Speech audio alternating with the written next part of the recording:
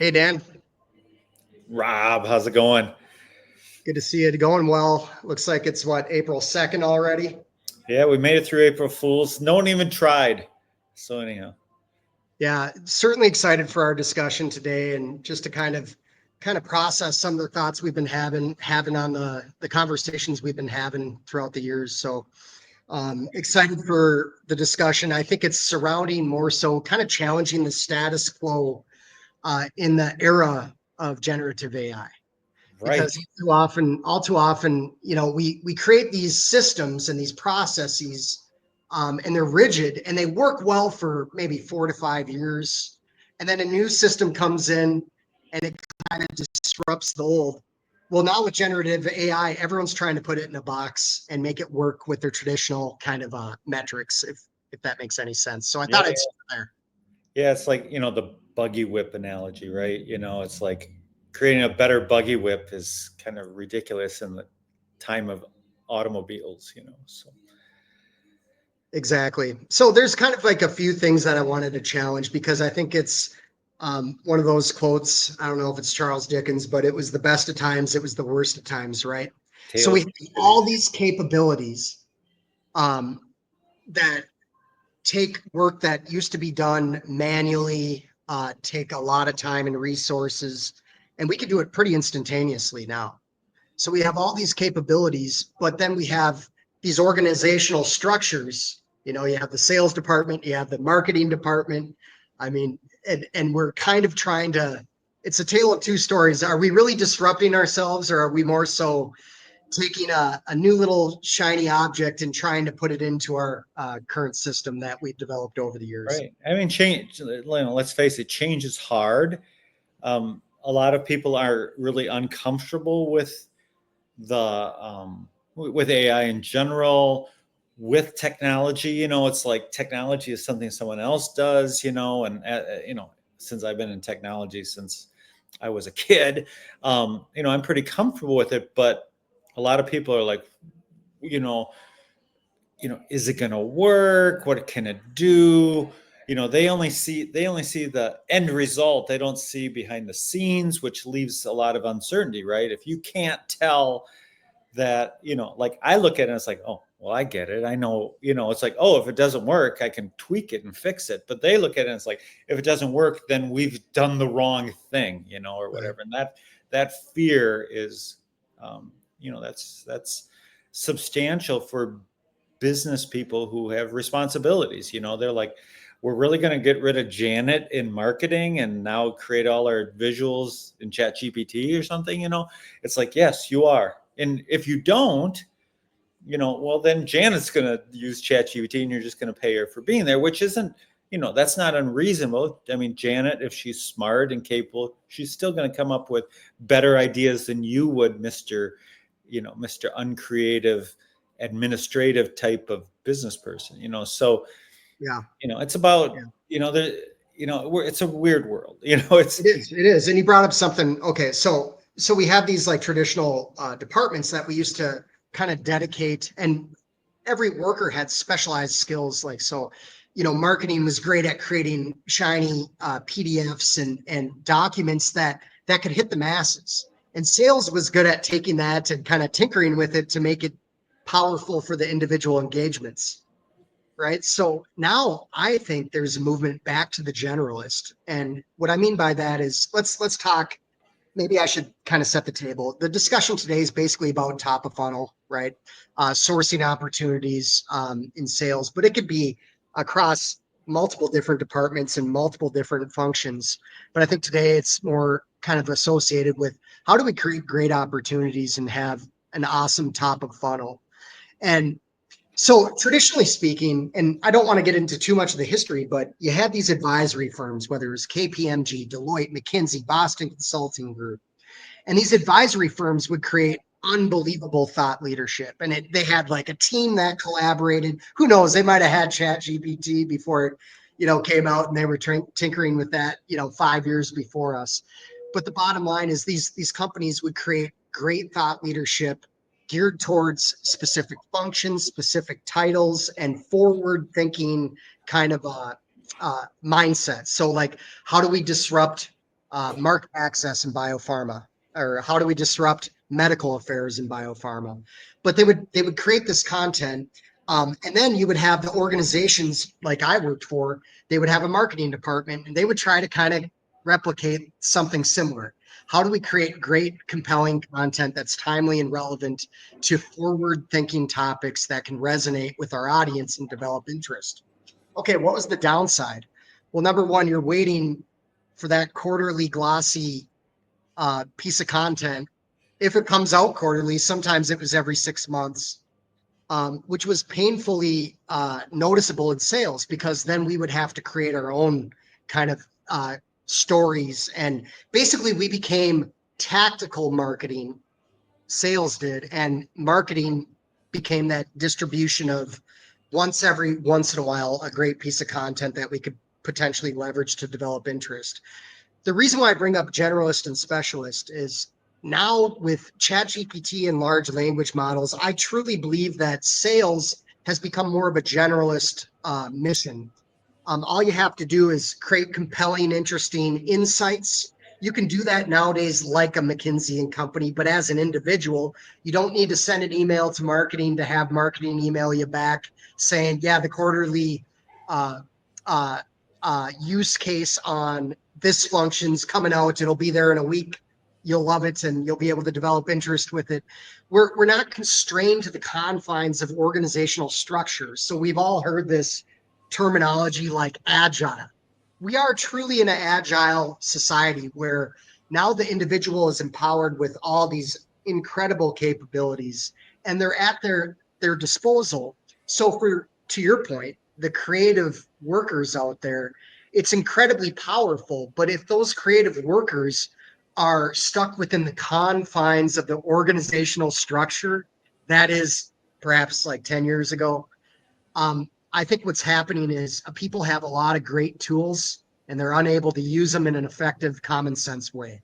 And I know I just kind of went on a little bit of a spat there. No. So what if you were to give like a list of, so if we're talking top of funnel and you were going to give a list of what functions, and I know you use AI, like, you've been using ChatGPT since, version 1 or 1.5 or whatever, but what would you say the key things that ChatGPT can do now, or AI in general maybe can do now, that is disruptive, so that basically says you need to change how you're thinking about your organization, about your sales organization, because these tools exist, and if you don't change, you're going to get stuck.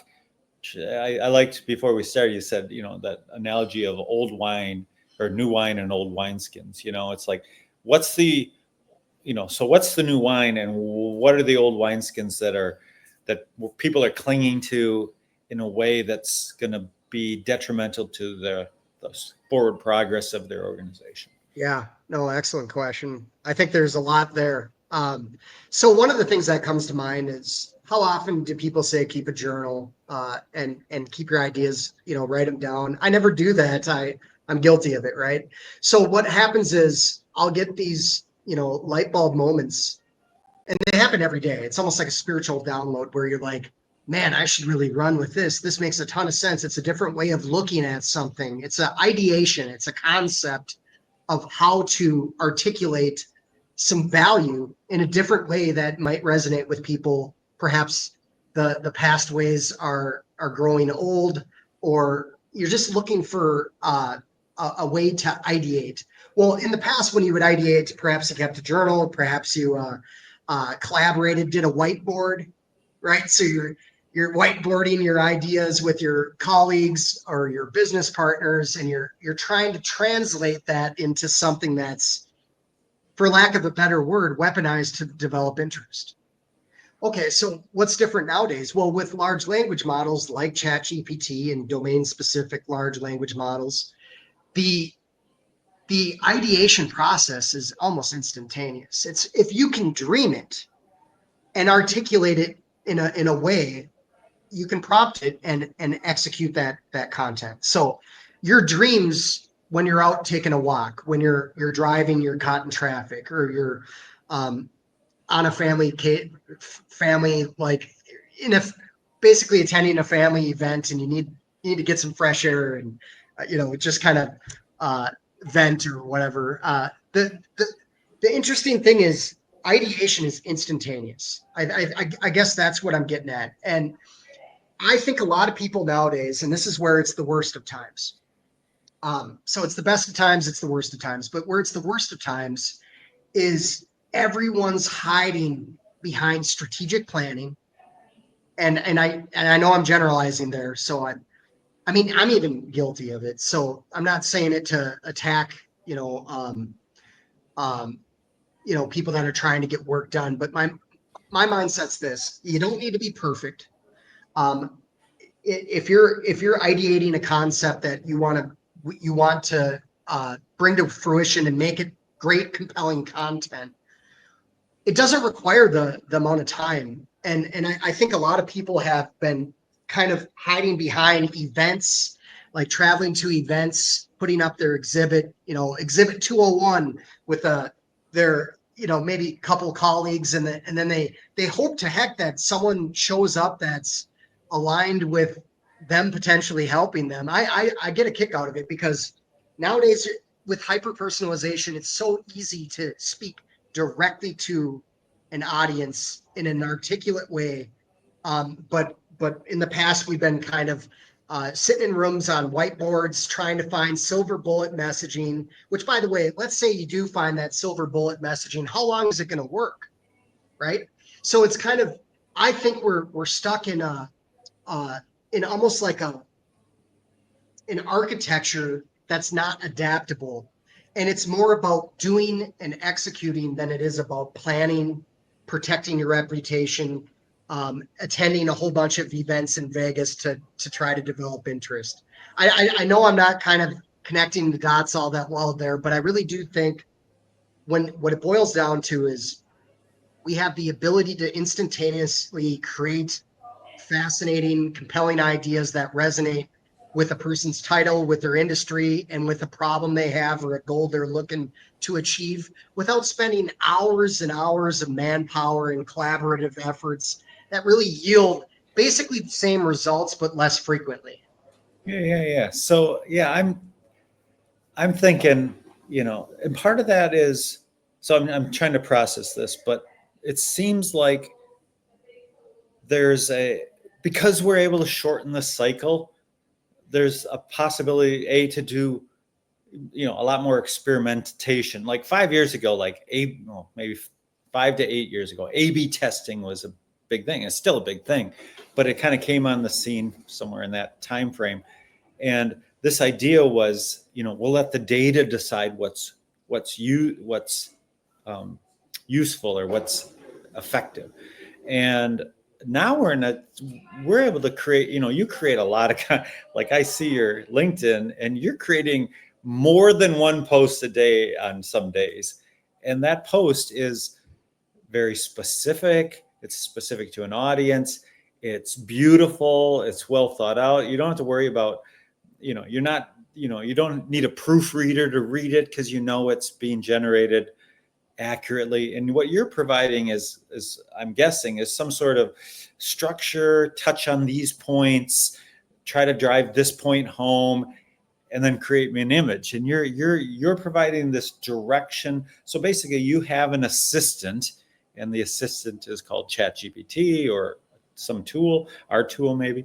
And you're pushing that out and saying, create content that kind of follows this maybe logical sequence or highlights this point for these people. And so you're doing, and you're able to do that, ad hoc. You could do it. You could probably easily do it if you were a marketing person and not a salesperson, you're just doing the marketing. You could probably create 4 or 5 of those every day, focused on, a certain title or a certain segment. And so, and then of course, because of AI, you could literally have the process that you're doing, you could actually create, a custom tool that say, who's the title? What's the hot message today? What kind of flow do you want to use? Where do you want, what do you want to and you could actually have those created as well. And that just requires that strategic thinking. It's like how, and that's, I'm going to shift gears here.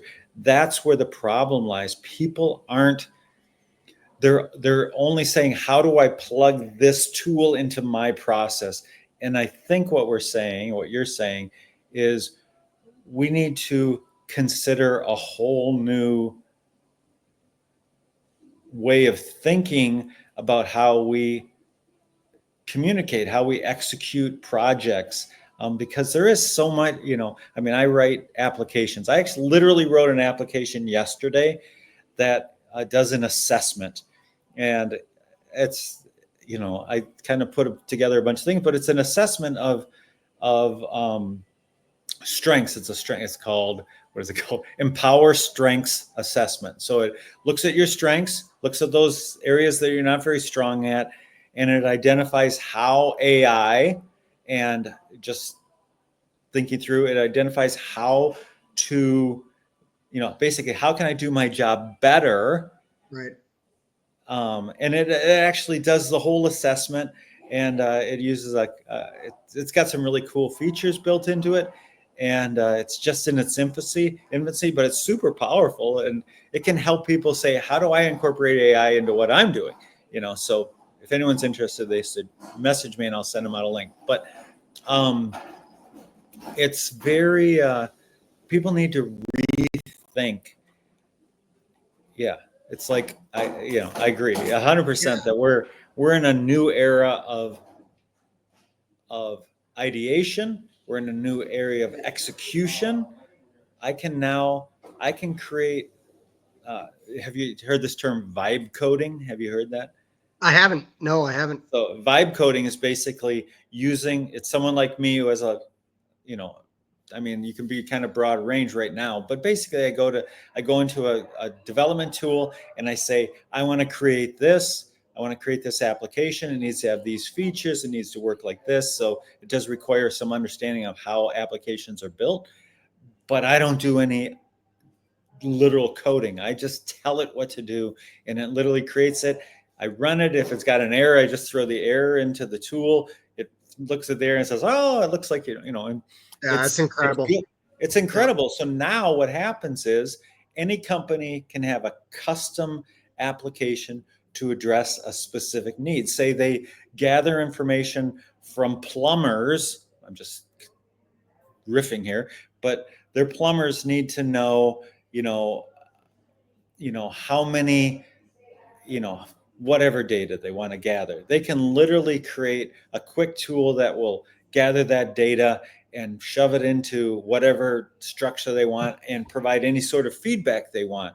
My tool provides this analysis based on 30 questions. It literally takes less than 5 minutes to do the analysis and the assessment, and boom, I can provide them nice step-by-step. What do they need to do next? What are their strengths? What are their weaknesses? And they can do that for any industry, for any purpose.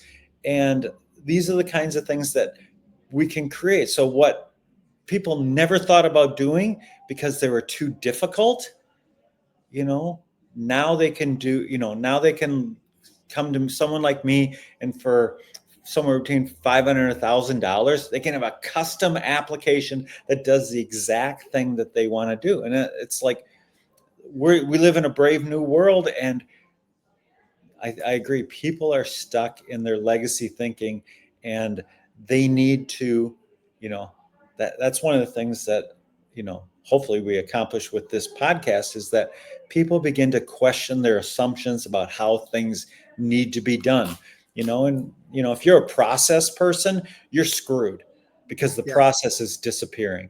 But if you're a results person, if you look like, I don't care how we do it, let's just get this thing done. Well, this is you're in nirvana for results, because you're going to be able to get results with very little effort. So what used to take a month or 2 months, you can do in 5 or 10 minutes or an hour or an afternoon, So anyhow.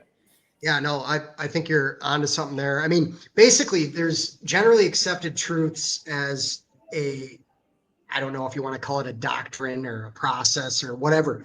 As something matures and becomes effective, there's generally accepted truths, and then people just kind of stick with those. So, I got all my different sales books here, and like basically all I know they're blurring out, but what great salespeople do, customer centric selling, the challenger sale. You follow people on LinkedIn.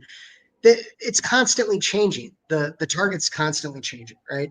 And what happens is as a solution matures, so for example, in business development or sales development, you got to enter the information into CRM. You got to hit these activity levels. This many emails you need to hit, this many phone calls you need to hit. The structure gets built around kind of like a academic literature in sales. But then what people don't realize is the new wave's coming. And if you're not, I mean, if you're not used to the fact that change is the only constant, you almost kind of get dragged kicking and screaming towards it, right? And that's what I'm seeing right now. I'm kind of seeing there's a lot of pushback. People don't like that people are using AI to prospect, and partly it's because they're not doing it. Another thing is they think that they can do it better manually, which is, I'll give them the benefit of the doubt. I believe a very polished sales executive can create and marketing executive can create better messaging probably than chat gpt, but the problem is scaling it, and nobody can scale it.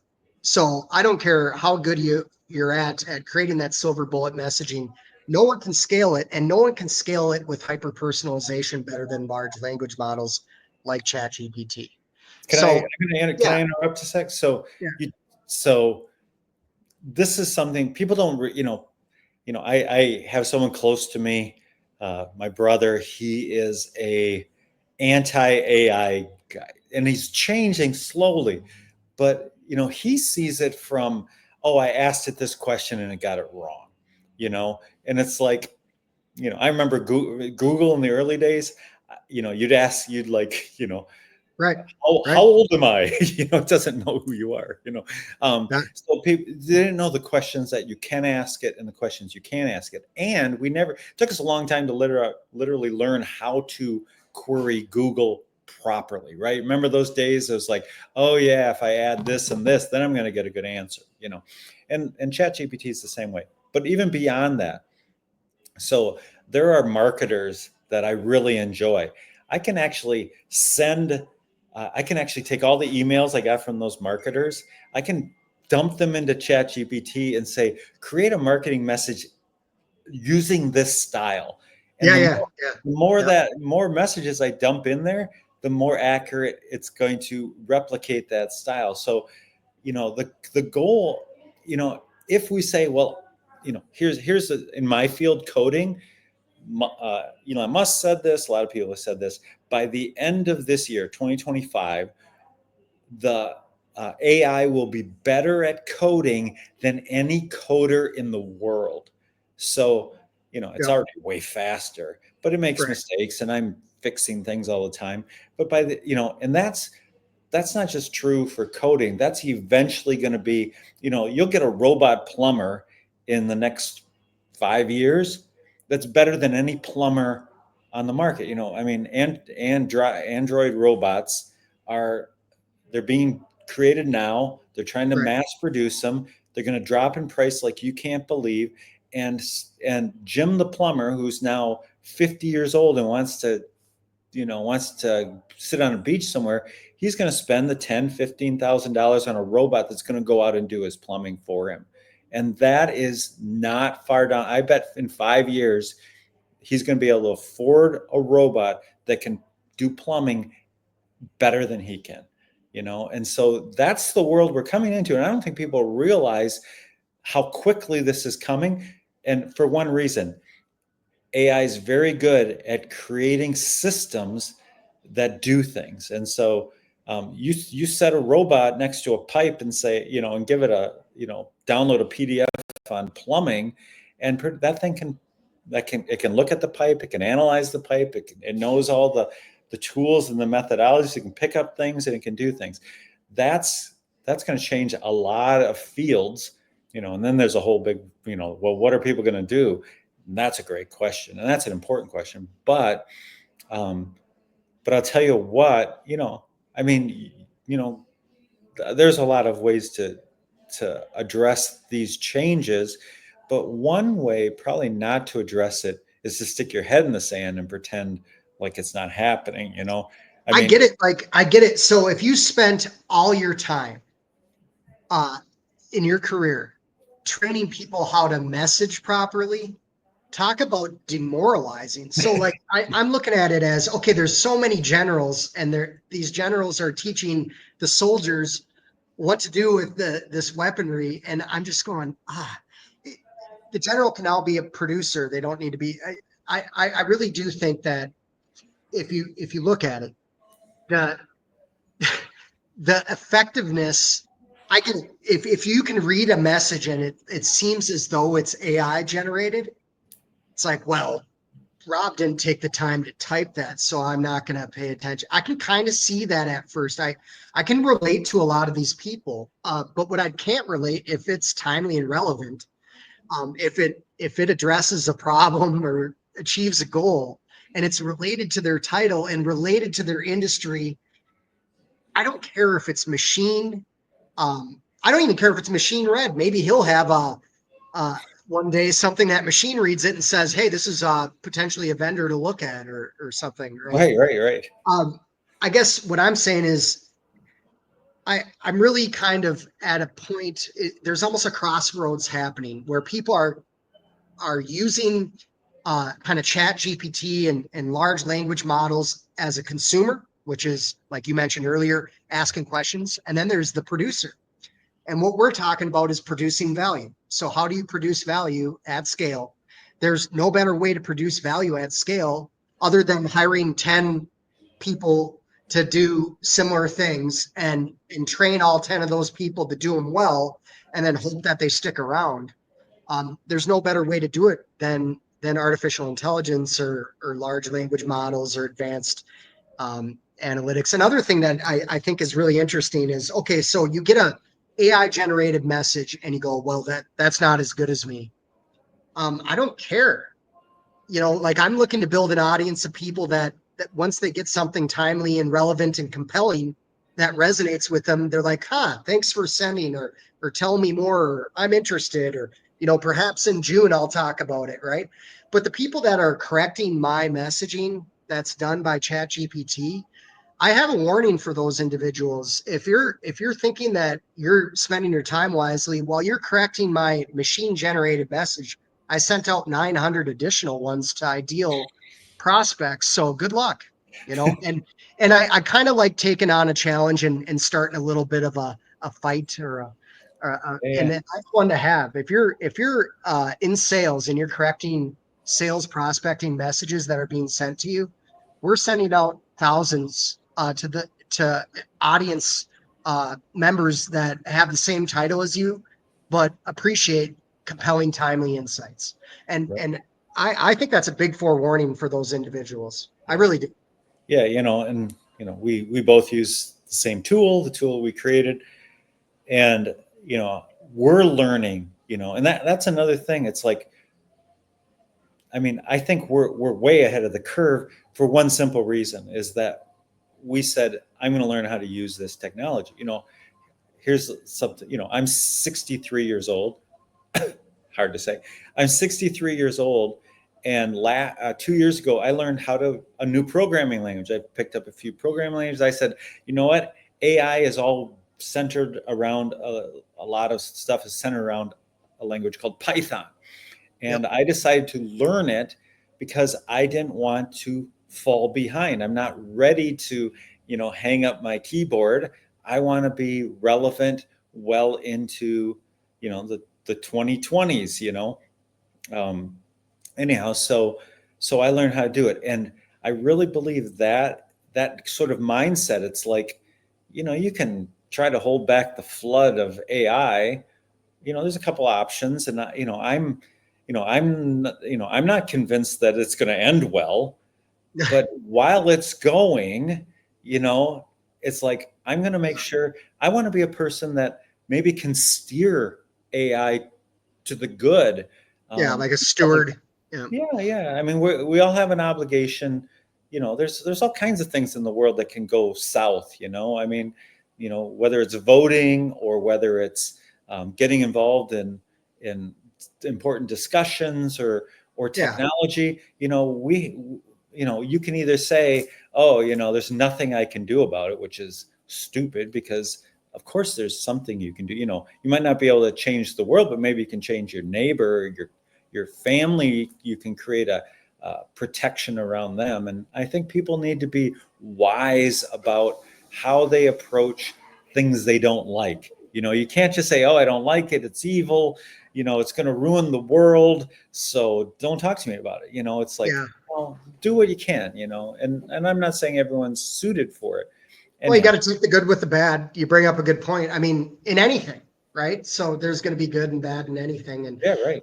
but I don't think we should be taking the Luddite approach to mechanical, looms or whatever, or what are they called? Which one?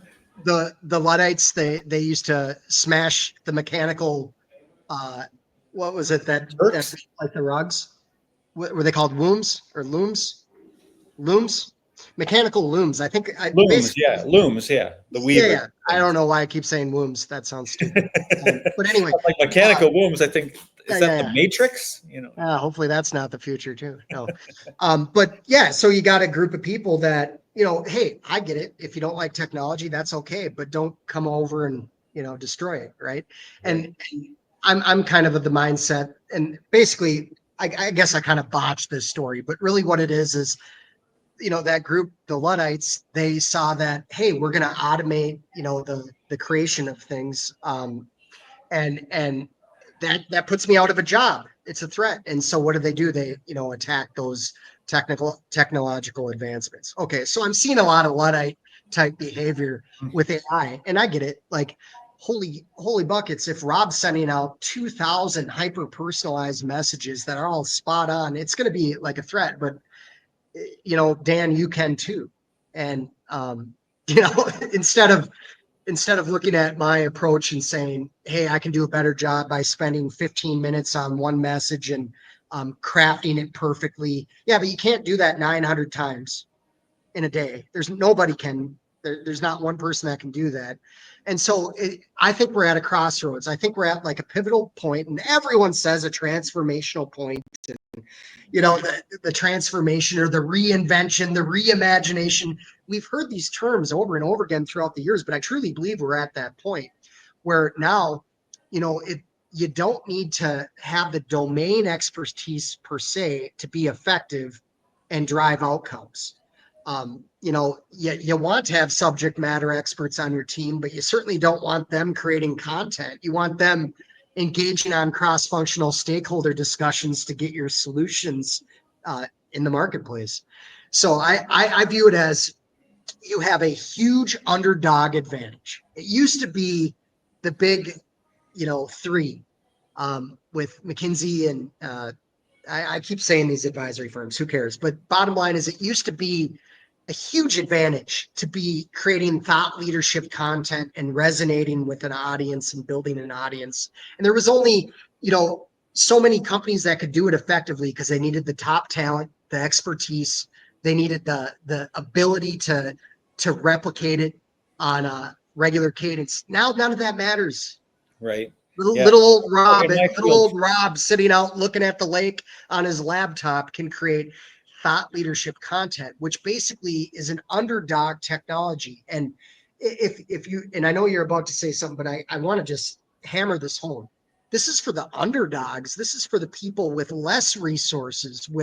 It's not for the people that have already made the multi-million dollar contracts, already had the success. It's for them as well, but they're less likely to do that. They already have the resources. This is for the underdogs. It's for the solopreneurs. It's for the small business owners. It's for the sales teams that you don't have the $100,000 budget to get them up to speed on a training session out in LA at some event with a motivational speaker that doesn't translate into real life outcomes. So we're talking about a technology and capability where an average person can become above average and resonate. And I know you wanted to mention something, so I think I'll stop there and just let you talk. Yeah, so I was just going to mention. So you talked about McKinsey, so in my field, Forrester, remember them? Oh yeah, totally. I haven't seen anything from Forrester in forever. Yeah. I'm sure they're still out there, but I mean, they used to be like you'd see something every week, some report they put out, some study and analysis, and it's like Right. they just, I seriously, I haven't seen anything. You'd see something on LinkedIn, almost weekly from Forrester. I just don't see it anymore. And you wonder what happened to those people. Well, I'm guessing they got drowned out by a lot of other voices of underdogs that now have access to good analysis. I can go and look at a study, maybe a university study or something, and I can push it through a tool that can do analysis better than I could do. I can maybe visually look at it and say, these are the key points from what I can see, and then I can prompt the LLM to pull out those and then do an analysis on that. And I remember being really afraid to send things out because you make one typo or whatever, and Oh people yeah. roll their eyes. Now I don't. That's one thing I don't worry about is Yeah. typos. Yeah. So. Oh my gosh, you bring up such a good point there. Yeah, Forrester. I used to use a lot of Forrester's content to and consume it and try to find some insights that would be relatable to my audience. But it's really kind of funny too because we've overcomplicated the sales process or any engagement process, really. I mean, forget sales, whether it's recruiting or whatever, but specifically in sales, I mean, what do you need? You need an audience, right?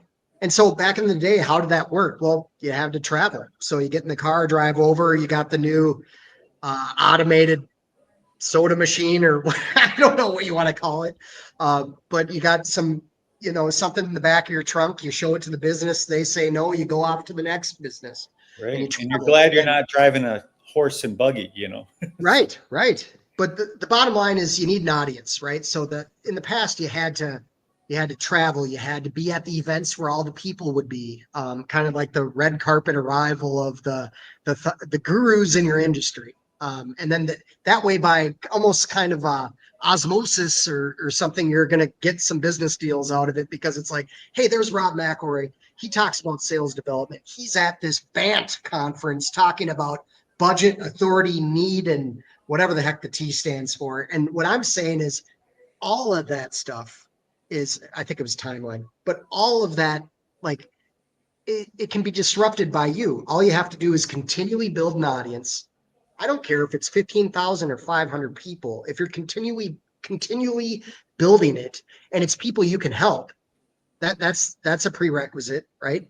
We don't need this complex CRM system and templates for, hey, if they respond to this one, this drip campaign goes out. And if they say this, then this drip camp. You don't need to mastermind anything at this point. What you need is to do. You need to execute. And I think a lot of the times, like these complex ways, like here's an example. The sale's not linear. The sales journey is not linear, or the customer like to purchasing something is not linear. But yet we have this funnel, this 2-dimensional funnel or 3-dimensional funnel, whatever you want to call it. And it's got the prospects going down the funnel, eventually becoming a client. And then you have these managers saying, hey, we can look at the numbers. And if we talk to 10 people, we're going to get this. No, you're not. That's not a repeatable thing because it's not a linear process. It's much more random. So one call throughout history has changed people's lives.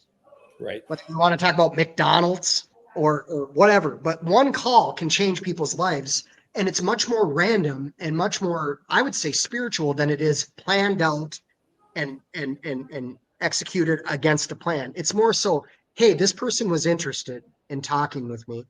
I set up a time. The conversation, you wouldn't believe it, it started here, but he showed me that, hey, there's much more pain in this direction.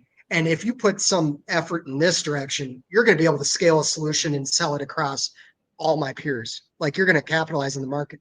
So I guess what I'm saying is this allows us to be more random, but guided randomness versus kind of almost like a lab bench procedure of materials and methods. We don't need the materials and methods anymore because the ideation process creates the content instantly, and we can get live feedback versus historical feedback of a different campaign. If it's not working, we don't need to A/B test it. We just come up with a new idea, ideate, create the content, kick it out. Another thing I want to really touch on, and I know we're touching on so much, and Dan, you can probably decide what you want to do with this, but ultimately, I really do think that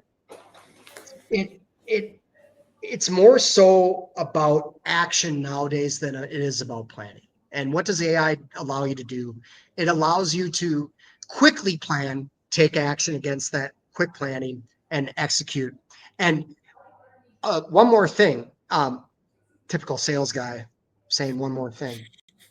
But for people that have an audience that are worried about what an individual thinks about, I mean, I grew up in the cold calling days. I know you did too, Dan. I'm sure you didn't do much cold calling. Maybe you did, but bottom line is this: I'm sure you have. What do you have to deal with? Rejection, right? Okay, so not interested, and handling objections and all this stuff. Okay, you could spend all your time in academia studying how to handle objections, or you can find the right people that it resonates the most with, have valuable conversations. And guess what? People that are in your audience that are critiquing you, and of course you want some haters, right? Remove them as a connection, add a connection that might find your content valuable, and move on. So constantly refine your audience is probably another advantage that you have, because we have access to so many personas, so many individuals. They're all on LinkedIn. We don't need to hop in the car with our workflow assassin tool and show up on site and have the door slammed in our face and then go to the next business.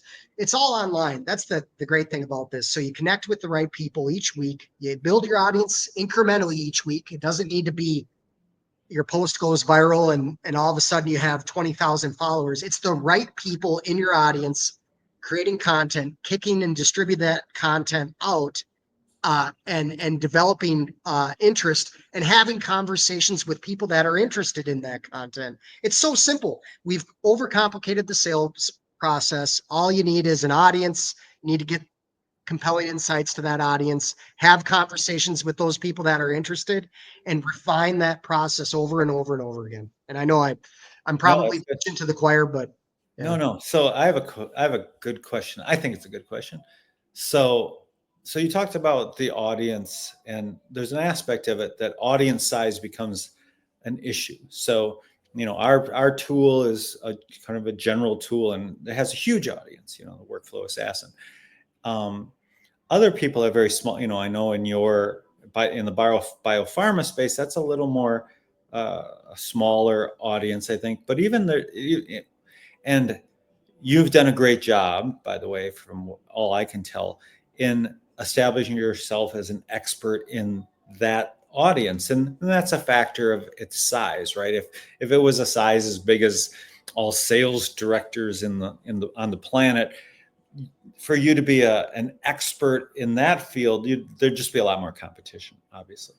But what do you think the perfect size niche is to really leverage these ideas that you're bringing to the table? It's like, if there's 100 people, maybe that's really the niche to go after, or is it, the biggest niche, 1 million people kind of thing? And, it's like, there's always been that question. It's like, what kind of niche, how large of a niche do I want to go after? Do I want to go after one where there's a lot of competition, but a lot of opportunities, or a small niche where there's this is kind of funny. So, everything's paradoxical. It comes in waves. It's cyclical. So what worked yesterday might not work today, and what worked yesterday might work in the future. But I know that's kind of philosophical or whatever. But I guess what I'm saying is there's been a movement over the course of definitely the last 5 years probably more so the last 3, that we need to be hyper niche, and go after, be kind of subject matter experts on, like a small, laser focused audience with the right message and the right, kind of, go to market strategy or whatever. But my mindset's this. I don't even think all right. So in biopharma, it's funny that you mentioned that, because it's actually huge, right? I mean, each company has so many people, like, you're talking, so it's almost like a city every time or maybe a state. But I guess what I'm getting at is, I think you don't want to handcuff or back yourself into a corner with too much small niche prospecting, anymore. The reason why I say that is because now we have these tools in the era of generative AI and AI in general. We have these tools to be able to scale, so we can do multiple things. So, for example, if you're not a serial entrepreneur, which I'm not, but if you're a serial entrepreneur, oh sweet.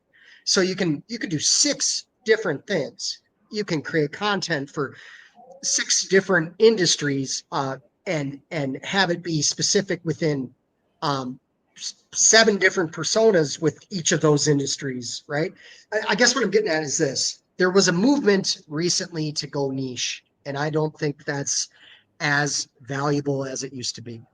And the reason being is because you can touch more individuals, with relevant messaging and insights, and develop interest with more individuals than you could ever before. Now, 5 years ago, I might be saying something totally different. It's like, no, you need to know the ins and outs of that. Let's say it's a heavy equipment industry. You need to know the ins and outs of how the crane operator uses the crane so that you can, be able to sell that. Well, you don't need to be a crane operator expert with ChatGPT. I'm not saying that it's replacing that domain knowledge, but it allows for you to create content that resonates with the people that are managing that fleet of cranes. And you don't need to know the nuances of all that's involved in it to develop interest. So my point is this: to answer your question, I don't think we're in a niche, space anymore, because we can create niche content, niche use cases, niche, stories. But we can do that across industries. We can do it across business segments. We can do it, much more. We can scale much more effectively. So I think it was heading towards niche, and now it's heading towards, hey, you want a large audience, you do. Now, can you be effective with a small audience? Absolutely. 100%. Like, you could be effective with 500 connections if your messaging is compelling and timely and relevant and what have you. But, I would say that it's more about, going a little broader now than it is about niche. And I don't know if you'd agree with me or not. I think it has to do with the fact that the tools we have at our disposal allows the reason why we would go niche to begin with is so that we could study it, take all that information in, and somewhat be the subject matter experts or thought leaders in that space. With large language models, natural language processing, AI, it allows for us to quickly process all that information that used to take years and decades of studying and experience, going out to the site where the crane operator was, discussing who he, interacts with, how they manage that equipment effectively to measure if, there's going to be any downtime or whatever. All that information that used to take years and years and years to, disseminate and then absorb and internalize and truly become a subject matter expert. That's where that niche kind of, strategy makes so much sense, because the people are going to know very quickly that, hey, Rob knows a lot about heavy equipment. He knows my problems, all that. Nowadays, to get to that level of thought leader or expert or, perceived, person that you want in your inner circle, it's fractions of a minute, maybe fractions of a second. So I guess what I'm getting at is the domain expertise knowledge is no longer the competitive differentiation. It's getting that knowledge to the right people at the right time in a scaled fashion with generative AI. So yeah, this makes me think, and I think maybe we could solve one of our business challenges with this idea, and that's that and I know you do it with your biopharma outreach. You target, you target people, and I think you target people by title, and I think that gives them the impression that that's something you really focus on as a provider, right? So they see, Yeah. oh, they're talking to my individual niche role in the organization. He must help those people a lot, and therefore he must be an expert in that area. And I Oh my do think, gosh, you touch on such a huge topic here because I remember when I worked for a managed IT services provider. This is right when cloud was starting to be kind of talked about, right? So it was managed IT, so everyone had servers, router switches on site, all that stuff, and everything yeah, was yeah. Basically, the chief information officer. I walked into the office. On his desk, it had CIO magazine, right, right? So this is common sense. Like I think a lot of, there's good books out there. I've read, Mike Bosworth's books, Solution Selling, Challenger Sale, Brent Adamson, Matthew. I don't do a lot of reading on sales books nowadays because it's not as required. What's required is getting the audience weekly, growing your audience weekly, iterating the message. So, you create a piece of content. Hey, maybe it's not perfect. Maybe you didn't get that many results. So your whiteboard session is maybe I should try something different, right? And you put something different out there. I mean, I think with Workflow Assassin, our mindset was, hey, we would put it into existence and everyone would know how to use it. No, what we're dealing with is exactly what you said earlier. It's an experimental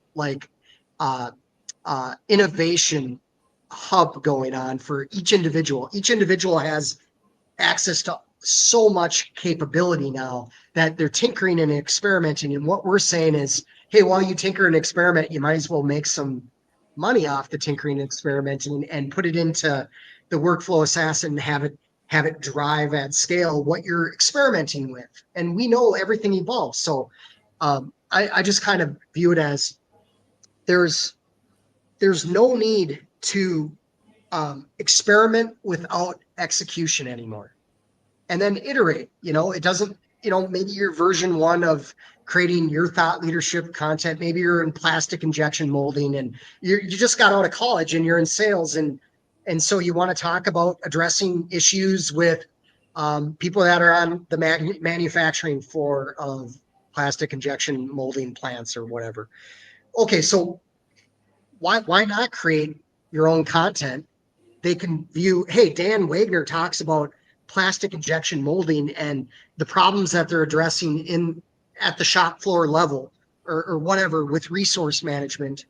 Okay, so why do you need to spend 10 years learning the ins and outs of everything to be able to convey that you understand some issues that those organizations deal with, right? yeah. And So why would you have it be coming from someone else other than you? So that's another thing. And I know you want to mention something, but this is key. If it's not coming from you, why would they want to talk with you? right, And why put that you're the sales development rep or BDR on your LinkedIn profile at all? You're a thought leader. You're a thought leader in the space that you're selling your uh, capabilities in. And so it shouldn't be coming from Deloitte or or the PwC marketing department. or the marketing department. People want to be talking to the people that create their own ideas. And, Right. you know, so I So think that's important. yeah, so a couple thoughts came to mind when you were talking. One is this: you talked about basically joining experimentation with execution. So what business people tend to do is they join experimentation with analysis, Yes. and I think there's a lot of value, and it's like throw the needle against the wall. It's so freaking easy, you Yes. know, and Yeah. that's the only way you're going to know anyhow, right? You're not, Yeah. analyze it to death, and it could be right or it could be wrong. So just throw it against the wall, and that brings up something, and we can use this podcast for anything, and one of them is kind of a problem solving process for us with Workflow Assassin, and I think, it seems to me there might be value, and we can execute it today or tomorrow because we have the tools, but there might be value in saying in our messaging, like you do with your biopharma, to actually niche down our posts, so like, you know, sales for, SaaS providers, or, Sure. something that's very niche, because I think that's going to get people's attention. It's going to give the sense it's like, oh, these people are in my industry and they understand my challenges. And I think, we do that at the messaging level when we're sending out messages, but we don't necessarily do that at the post level when we're posting content, so Yeah. something to think about. No, that's very interesting that you bring that up. And I don't want to talk too much longer, but I will say this. In sales, if you were to look at like some of the most top performers at getting revenue coming into an organization, and you were to put them at a desk today, that person would be fired in like 2 seconds because they wouldn't put up with this stuff. Because in any sort of human to human interaction that requires like strategy and all this stuff, if you're putting someone in a box, it's not going to work. So here's what we're doing: we're turning salespeople into CRM clerks. But then now we got AI, so now the notes go in. But regardless, when we're looking at, like, let's say we go to a contact under a company logo, and we're looking at like, I don't know, 7 messages that went out from Dave, the BDR that was fired last week. And then before that, there's 14 messages that go out from Sarah that was there for 2 years.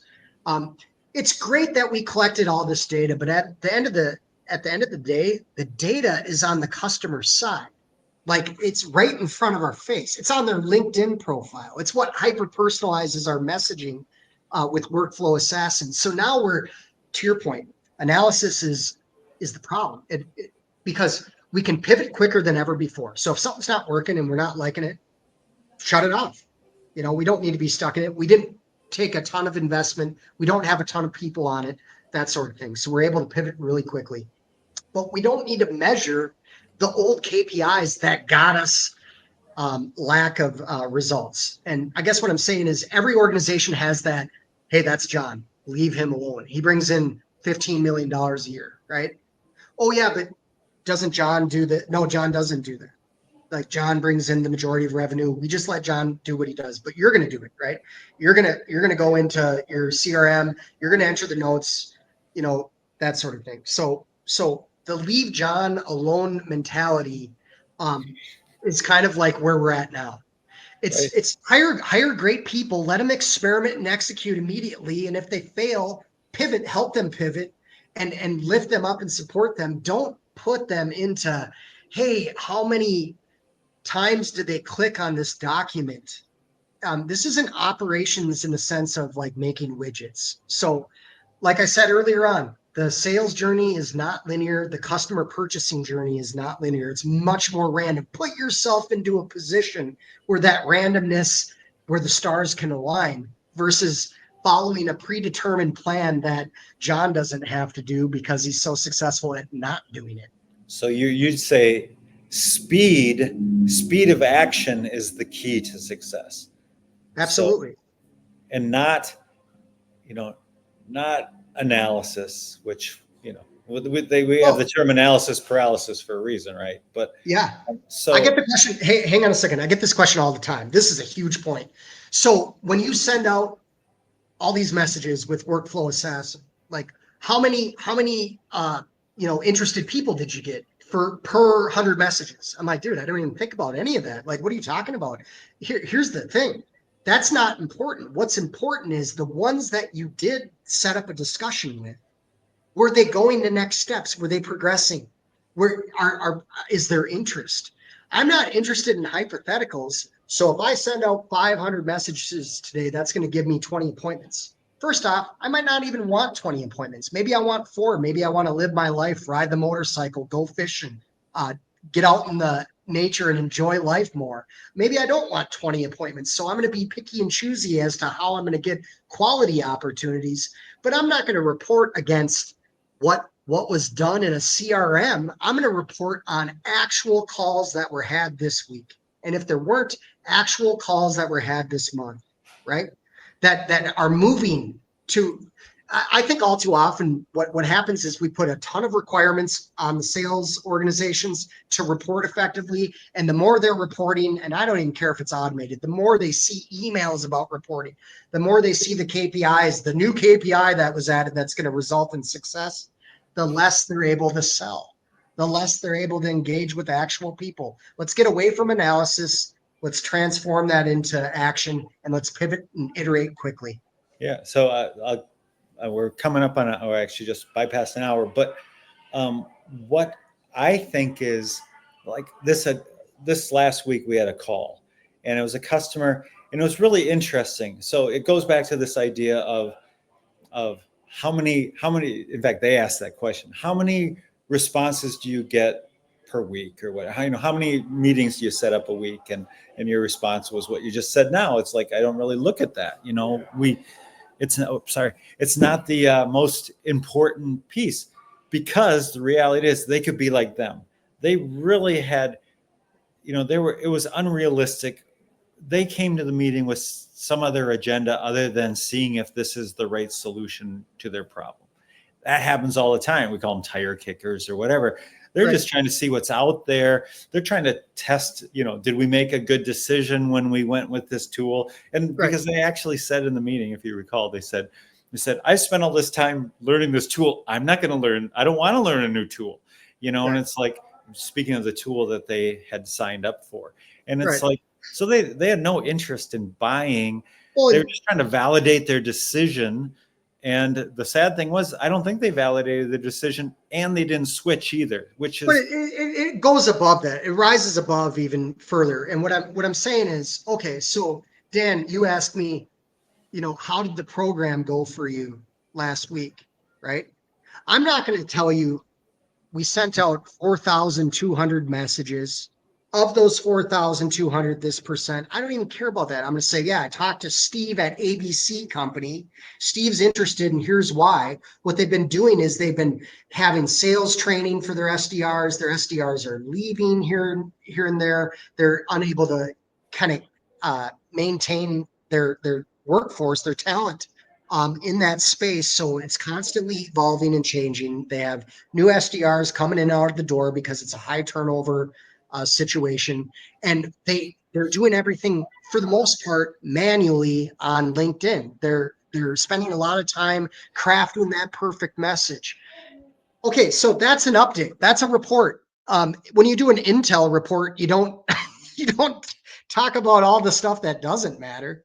So I think what we've done is and I think it's great for people that are heavily involved in analyses.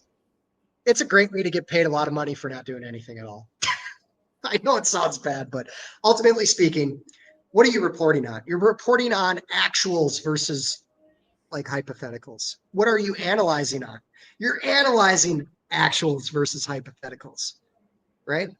Like everyone wants to reinvent the wheel. They want to kind of role play. That's another thing, like role play. Why role play? Just go on some video calls with some strangers that are interested in your content and fall on your face, and then do it again, iterate, do it again, iterate. There's no sense in experimenting in a vacuum. To your point, we should be experimenting with execution. Cool. Well, maybe we should wrap up with that. So you can go to AI Sales Prospector if you want to see this workflow assassin that we've been talking about. We've got, all kinds of ways you can reach out to us and talk to us. We'll hopefully get, you'll see this on your LinkedIn maybe, and you can click in through our profile and see us there. But great talk, Rob. The first of hopefully many discussions. And so any final thoughts? Yeah, I would just say that the Workflow Assassin, which is AISalesProspector.com, like Dan said, it's really just a way to stay front of mind with great content, but be front of mind to a lot of people at once, right? So how can you be developing interest on an ongoing, continual basis? Well, you got to be front of mind to a lot of people at once. Why do the pharma commercials work on TV, right? But I think it's just a great way to take your ideas and dreams execute them into compelling resources, distribute those resources without the laborious typing, changing out people's names or templatizing, pre-planning how it's going to be arrived at, and allowing for the workflow assassin to simply look at that profile and make the best guess as to how do we hyper personalize a message with this compelling content to develop interest and elicit a response. Yep. It's awesome. Awesome. All right. Well, thanks everybody for watching. Like and subscribe, all that stuff, whatever. We don't know where this is going, but we'll do that. Anyhow, talk to you soon, Rob. See you later. Signing off.